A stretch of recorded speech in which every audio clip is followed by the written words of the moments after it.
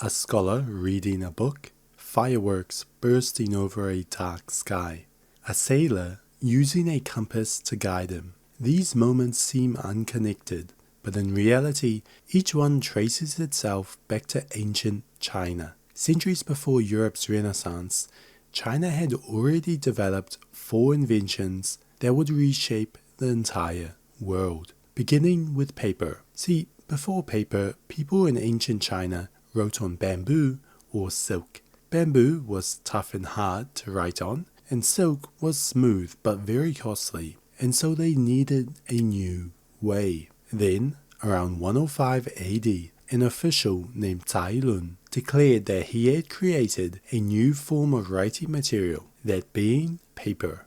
Now he still used bamboo, but he combined it with various things like tree bark, rags, even old fishing nets. He would mash all of that up into a pulp, press it flat, and let it dry into massive paper sheets. Suddenly, writing became much cheaper and easier. Scholars could now study more texts, and the material was not as susceptible to mold like other materials at the time. But now that you have paper, the next step is figuring out how to copy words faster.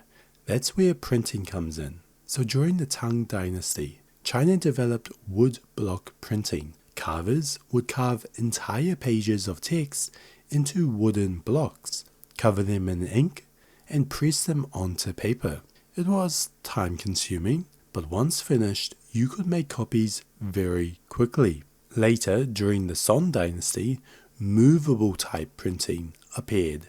Instead of carving whole pages out, you only carved individual characters that could be arranged and reused.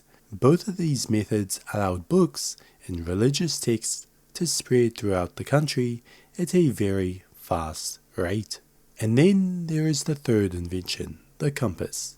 Now, before the compass, people would use the stars. People would use landmarks to get around, which was okay, but they needed a more reliable way to get around. So, ancient Chinese scientists eventually discovered that lodestone, a magnetic rock, could point in a consistent direction. Now, at first, this was used for fortune telling, but eventually, people realized the potential of this and used it for travel. This allowed any traveler, land or sea, to be able to travel long distances while always knowing the direction they travel. This allowed longer journeys and increased the amount of trade around the world. And then there's the last invention, and it's gunpowder. Now, out of all the inventions, gunpowder is the biggest, and funnily enough, it started as a mistake. During the Tang Dynasty, around the 9th century, Chinese alchemists were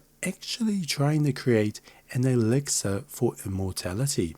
During this, they mixed sulfur, charcoal, saltpeter, and got something that exploded. Not exactly what they were looking for, but it didn't take long for people to realize it could also be used in war. The Chinese would go on to develop fire arrows, bombs, even these early hand cannon thingies, changing how wars were fought. Now, these inventions would soon spread through the Silk Road to other countries and completely change the lands they arrived in.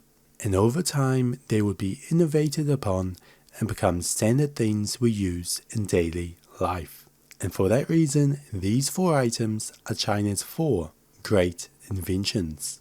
If you enjoyed this video, then leave a like and subscribe, and I'll see you next time.